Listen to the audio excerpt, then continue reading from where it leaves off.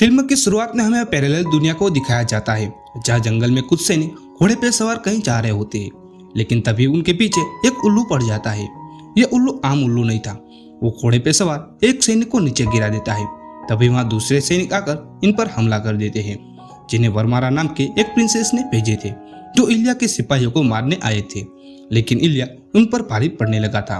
तभी वो उल्लू एक औरत का रूप ले लेती है और हमें पता चलता है कि यह उल्लू वरमारा ही थी। वरमारा के पास अजीब तरह की शक्तियां थी, जिनकी मदद से वरमारा इलिया सहित सभी सिपाहियों को पत्थर बना देती है। वहीं इलिया जिस घोड़े पर बैठकर आया था वो बूढ़े आदमी में बदल जाता है। वो बूढ़ा आदमी वरमारा को देखकर समंदर में कूदकर अपनी जान बचा लेता है और वो बूढ़ा आदमी मछली में बदल जाता है। वही वरमारा उन सिपाहियों को समंदर में डाल देती है जो पूरी तरह से पत्थर बन चुके थे। इसके बाद हमें वर्तमान का सीन दिखाया जाता है, जहाँ इवान नाम के एक आदमी को हम दिखाया जाता है, जिसके गले में एक अजीब तरह की चीज लटकी हुई थी, जिसको एक टीवी सेट पर बुलाया गया था। एक आदमी इवान का इंट्रोडक्शन देता है। वो बताता है कि वो एक जादूगर है और उसका नाम शेजाडाजर है, और हमें पता चलता है कि इवान एक अनाथ लड़का है। कुछ समय के बाद उसके पास एक बबूसा नाम की एक बूढ़ी औरत आती है। वो भविष्यवाणी के बारे में बात करती है। वो बताती है कि तुम ही वो आदमी हो जो जादुई तलवार को ढूंढ सकते हो, और ये तलवार किसी भी रियलिटी या टाइम को चेंज कर सकती है। कुछ वक्त के बाद इवान अपने घर आता है, जहाँ उसकी नौकरानी टीवी देख रही होती है। गेलेना को पता था कि इवान एक रॉन्ग आर्टिस्ट है और वो जादूगर नहीं है। गेलेना पूछते है कि तुम शादी कब करने वाले हो, जिसके जवाब में इवान बताता है कि जब कंपटीशन खत्म हो जाएगी तब मैं शादी कर लूंगा। कुछ दिनों के बाद इवान के पास एक अमीर घर की औरत आती है, जो नकारात्मक ऊर्जा से कैसे बचे वो सीखने आई थी। इवान टेबल पर कागज पे कुछ लाइन और सर्कल ड्रॉ करता है और क्यूब भी निकालता है और उस औरत के पास रखकर अपना वर्चुअल कंप्लीट कर लेता है। वर्चुअल खत्म होने के बाद वो औरत खूब सारे पैसे देती है। अब यहाँ पर लोग इवान को जादूगर समझने लगे थे, इसलिए लोग पेशेंट को ठीक करने के लिए भी बुलाते थे, जबकि इवान पैसे कमाने के लिए यह सब ढोंग करता था। आगे हमें इवान के पास्ट को दिखाया जाता है, जहाँ वो अनाथ आश्रम में रह रहा था, जहाँ के बच्चे इवान को काफी परेशान और चिढ़ाते थे। एक दिन आश्रम के सभी बच्चे मिलकर इवान को एक कमरे में कैद कर देते हैं, लेकिन इवान एक स्क्रू को खोलकर उस कमरे से बाहर निकल जाता है और उन लड़कों पर सुसु कर देता है जिन्होंने उसको कमरे में कैद किया था।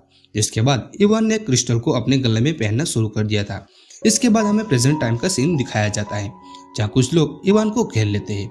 यहाँ पर इवान रेस्टोरेंट में लंच कर रहा होता है। इवान को जैसे ही पता चलता है कि वो उसको पकड़ने वाले हैं तो वो वहाँ से भाग जाता है और एक वाटर पार्क में चला जाता है। अब जो लोग इवान का पीछा कर रहे थे वो इवान को पकड़ नहीं पा रहे थे। इवान भागकर एक वाटर स्लाइडर में घुसने की सोचता है। वो एक आदमी को धकेल के वाटर स्लाइडर में घुस जाता है, लेकिन तभी वो एक दूसरी दुनिया में पहुंच जाता है, जहाँ इवान को एक बूढ़ा आदमी दिखाई देता है, जिसे फिल्म में हमें पहले दिखाया गया था, जो पानी में गिर गया था। वो बूढ़ा आदमी बताता है कि तुम कौन हो, कहाँ से आए हो, वो मुझे सब कुछ पता है। मगर इवान को कुछ समझ नहीं आ रहा था कि वो यहाँ कैसे पहुंचा। वो बूढ़ा आदमी बताता है कि तुम्हारा जन्म इसी दुनिया में हुआ था, लेकिन कुछ कारणों से तुम्हें दूसरी दुनिया में भेज दिया गया था, जहाँ इंसानों ने तुम्हें पाल पोस कर बड़ा किया। वो बूढ़ा आदमी इवान को एक रिंग देता है जो इवान के पिता की थी। वो बूढ़ा आदमी जैसे रिंग इवान को देता है तभी एक पीर पीछे आकर उसको लगता है और वो बूढ़ा आदमी हवा में गायब हो जाता है। तभी वहाँ वरमारा के सिपाही आकर इवान को घेर लेते हैं और पकड़ लेते हैं। इवान को पकड़ के वरमारा के पति के पास ले जाया जाता है, जो निशाना को एम करने का सीख रहा था। जैसे वो राजा इवान के रिंग को देखता है, वो राजा समझ जाता है कि ये इलिया का बेटा ही है। वो इवान को छोड़ देता है। तभी वहाँ वरमारा आ जाती है। यहाँ पर राजा डेम्ब्रियाना इवान को छोड़ देना चाहता था, लेकिन वरमारा इवान को काल कोठरी में डलवा देती है। जब इवान काल कोठरी में होता है तब वहाँ उसको विचित्र प्रकार का इंसान दिखाई देता है, जिसका नाम कोस्की था। उसके बॉडी पार्ट को अलग अलग कर दिया गया था, मगर उसके बावजूद भी कोस्की जिंदा था। यहाँ पर कोस्की इवान के पिता को जानता था, इसलिए कोस्की खुश हो जाता है। जहाँ उसे बाबा यागा नाम की एक औरत भी दिखाई देती है। इवान का बाबा यागा पर ध्यान नहीं होता। वो तो केवल ये सोचने में लगा था कि अगर मेरी जगह वो मोटा आदमी आया होता तो क्या होता, लेकिन कोस्की बताता है कि यह सब पहले से निर्धारित हो चुका था। वहीं बाबा यागा जेल के गार्ड्स को चिढ़ा रही थी। कोस्की बताता है कि जंगल के बीचों बीच एक जादुई तलवार है जो टाइम के किसी भी रियलिटी पोर्टल को खोल सकती है, और सिर्फ इसके बारे में कोस्की को ही पता है। अगर उस तलवार को ढूंढ लिया तो यह सब ठीक कर सकता है। फिर आगे हमें कहानी में दिखाया जाता है कि कैसे विजार्ड अपने गुरु को मारकर जादुई तलवार को हासिल करने की कोशिश की, लेकिन तलवार को लेने के चक्कर में वो खुद घायल हो गया था और इमोर्टल बन गया। और ये आदमी और को नहीं बल्कि खुद कोस्की था। अब कोस्की बताता है कि अगर इवान ने जादुई तलवार को ढूंढ लिया तो वो अपने रियलिटी पोर्टल को खोल सकता है और वापस वहां जा सकता है जिस दुनिया से वो आया है। और इस चीज की भनक वरमारा को नहीं लगने देनी थी, जो एक बहुत बड़ी चुड़ैल है। वहीं जेल में बाबा यागा अपने मेंढक को एक सुंदर लड़की में बदल देती है ताकि वो जेल के गार्ड को बेहोश करके जेल से भाग सके। और यहाँ पर हमें पता चलता है कि बाबा यागा एक चुड़ैल है। बाबा यागा और वो सुंदर लड़की वहाँ से जाने लगती है। इवान भी सोचता है कि अगर वो यहाँ रहा तो डजन में वो सड़ सड़ के मर जाएगा, इसलिए वो भी उनके साथ यहाँ से भागने का डिसाइड करता है। वो अब जल्दी से अपना लॉकेट और रिंग लेकर वहाँ से निकलने लगता है, लेकिन तभी बाकी गार्ड्स उनको देख लेते हैं। लेकिन वो लड़की अकेली उन सब पर भारी पड़ती है। अब यह सभी लोग जेल से भागते हुए बाहर निकल जाते हैं। वहीं वर्मारा को इस बारे में पता चल जाता है कि इवान, कोस्की बाबा यागा एक कैद से भाग चुके हैं। वो इसके बारे में अपने पति को बताती है कि इवान शायद बाबा यागा और कोस्की को भागने में मदद की होगी। वहीं दूसरी तरफ जंगल में इवान और कोस्की उस तलवार की खोज कर रहे होते हैं। वहीं इवान अब फ्रॉग लड़की के साथ फ्लर्ट करने लगा था, मगर वो लड़की इवान को कोई भी भाव नहीं देती।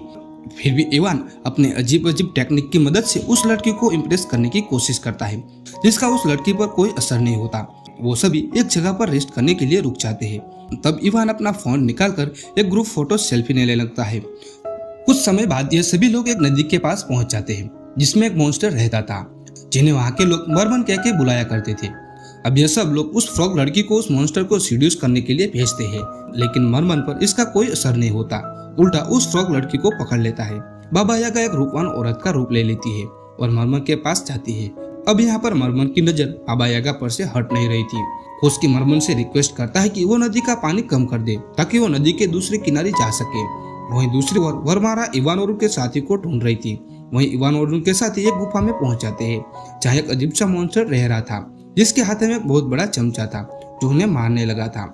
उसके साथ मरमन भी था, जिसके ड्रम में पानी खत्म हो गया था, जिससे मरमन को सांस लेने में दिक्कतें आ रही थी। तभी इवान को पता चलता है कि वो मॉन्स्टर एक औरत है। वो किसी भी तरह उस मॉन्स्टर को कन्विंस कर लेता है। अब यह देखकर बाबा यागा बहुत ही ज्यादा इम्प्रेस हो जाती है। कुछ समय आगे जाने के बाद कोस्की बताता है कि यह फ्रॉग लड़की असल में लड़की हुआ करती थी, लेकिन वर्मरा और ड्रोबिना ने मिलकर उसको फ्रॉग बना दिया। लेकिन असल में इसका नाम लिजा है। अगर उन्होंने इस तलवार को ढूंढ लिया तो वो शराब से मुक्त हो जाएगी और लिजा हमेशा के लिए इंसान बन जाएगी। आगे जंगल में इवान एक खरगोश को पकड़कर लिजा को देता है और तभी उस खरगोश की आंखें चमकती है, जिससे लिजा उसको मारने लगती है और हमें पता चलता है कि वो खरगोश नहीं बल्कि वर्मारा थी। और ये सब अपनी अपनी जान बचाने के लिए वहाँ से भागने लगते हैं और एक कुएं में कूद जाते हैं। मरमन उन सबकी जान बचाने के लिए कुएं का सारा पानी पीने लगता है ताकि इवान और बाकी सब लोग उस कुएं के रास्ते से भाग सके।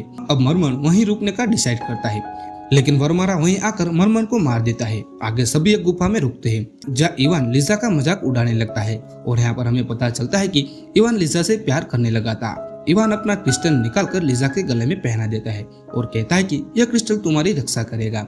यह देखकर लिजा इवान से इम्प्रेस हो जाती है। तभी वहाँ कोस्की आकर उन दोनों से सो जाने को कहता है। अगली सुबह इवान अकेले वहाँ से आगे चला जाता है। वो जानता था कि आगे जाने में खतरा है। कुछ आगे जाता ही तभी वर्मारा के सैनिक इवान को पकड़ लेते हैं और तभी वहाँ वर्मारा आ भी जाती है। वर्मारा के सैनिक इवान और उनके साथी को पकड़ लेते हैं और उनको एक लोकेशन पर ले जाते हैं, जहाँ पर कई सारी तलवार थी। वर्मारा उन तलवारों में से जादुई तलवार को ढूंढने के लिए इवान को कहती है। यहाँ पर इवान जादुई तलवार को ढूंढने की काफी कोशिश करता है, लेकिन वो नहीं मिलती। काफी कोशिश करने के बाद उसको जादुई तलवार मिल जाती है, जिससे लिजा श्राप से मुक्त हो जाती है। और तभी डेम्ब्रिया वहाँ आ जाता है और वहाँ आकर इवान को भला बुरा कहने लगता है। डेम्ब्रिया इवान से कहता है कि बाबा यागा और कोस्की को साथ मिलकर कोई बगावत की प्लानिंग तुम कर रहे हो। बदले में इवान बताता है कि वो कोई बगावत की प्लानिंग नहीं कर रहा था, बल्कि यह सब उसकी वाइफ वर्मारा का किया तरह है। लेकिन तभी डेम्ब्रिया वर्मारा को हक करता है और हमें पता चलता है कि डेम्ब्रिया और वर्मारा पहले से मिले हुए हैं और उन्होंने यह सब इसलिए किया था कि इवान उस जादुई तलवार को ढूंढ सके। और यहाँ पर हमें पता चलता है कि कोस्की डेम्ब्रिया और वर्मारा के साथ मिला हुआ है। वर्मारा ने कोस्की के साथ समझौता किया था कि अगर कोस्की ने जादुई तलवार लाकर दे दी तो वर्मारा उसका डेथ लॉकेट वापस दे देगी, क्योंकि कोस्की लंबे समय से अमर था और वो मरना चाहता था। लेकिन वर्मारा कोस्की को असली लॉकेट नहीं देती, उसके बदले में एक नकली लॉकेट दे देती है। तभी लिजा डेम्ब्रिया के ऊपर कूदती है और इवान भी वर्मारा के गार्ड्स के साथ लड़ने लगता है। इवान जल्दी से उस तलवार को उठा लेता है और अपने रियलिटी के पोर्टल को खोलता है, लेकिन पोर्टल बंद होने से पहले लिजा इवान का दिया हुआ क्रिस्टल फेंक देती है। अब इवान अपनी दुनिया के एक रेस्टोरेंट में पहुंच जाता है और अपने घर चला जाता है। अब उसको पछतावा हो रहा था कि उसने लिजा और बाबा यागा को वहां मरने के लिए छोड़ दिया था। तभी उसको उसके शो से कॉल आता है, जिसमें आज जादू की कंपटीशन होने वाली है। अब यह सुनकर इवान पैरेलल दुनिया में जाकर लिजा को बचाने की सोचता है, इसलिए वो उसी वाटर पार्क में जाकर वाटर स्लाइड करता है। लेकिन अफसोस वो पैरेलल वर्ल्ड में नहीं पहुंचता और वाटर पार्क के गार्ड्स आकर उसको जेल में डाल देते हैं। वहीं जेल में इवान को वही बूढ़ा आदमी दिखाई देता है जिसको हमने मूवी की शुरुआत में देखा था। वो बूढ़ा आदमी इवान को फिर से पैरेलल दुनिया में भेज देता है। अब इसकी बार इवान के साथ एक ड्रैगन को भेजा था जो इवान की मदद के लिए आया था। अब वारमारा के पैलेस में लिजा, बाबा यागा और कोस्की को मौत की सजा सुना दी गई थी। तभी वारमारा के गार्ड्स को इवान को पकड़ लेते हैं। वहीं राजा कोस्की के लॉकेट से स्टोन को निकालकर तलवार में डालने की कोशिश करता है ताकि वो कोस्की की तरह अमर हो सके। तभी वो छोटा ड्रैगन राजा के ऊपर आग उगलता है और इसका फायदा उठाकर इवान सब कुछ छुड़ा लेता है। लिजा इस मौके पर इवान को किस कर लेती है क्योंकि वो उसको बचाने के लिए वापस आया था। इवान लड़ने लगता है। वहीं लिजा और वर्मारा लड़ाई कर रहे होते हैं। राजा लड़ते लड़ते इवान को बताता है कि वर्मारा ने तुम्हारे पिता इलिया को मारा था। कुछ वक्त के बाद कोस्की जब जादुई तलवार में से वो स्टोन निकाल लेता है और अपने लॉकेट में लगाने वाला होता है, तभी लिजा उसके हाथ पर तलवार फेंक कर मारती है और वो स्टोन इवान के हाथों में लग जाता है। इवान जैसे वो स्टोन अपने एम्यूलेट में डालता है, कोस्की और वो राजा दोनों डस्ट हो जाते हैं। लेकिन तब तक वर्मारा वहां से भाग चुकी थी और इलिया जो पत्थर बना था वो नॉर्मल इंसान बन जाता है। आगे हमें कुछ समय बाद इवान को देखते हैं जो इस पैरेलल दुनिया की जादुई जड़ी बूटियों को ले जाकर अपने पेशेंट को ठीक करने में लगा था। और मूवी के आखिरी सीन में हमें ये देखते हैं कि लिजा इवान के साथ अब खुश है। और इसी के साथ ही टाइम ट्रायल की फिल्म की कहानी यहाँ पर खत्म होती है।